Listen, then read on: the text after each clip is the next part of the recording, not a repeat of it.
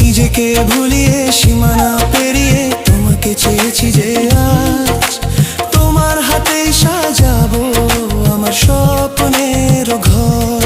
আমি তোমার প্রেমে পড়ে দুনিয়া ভুলে গেছি।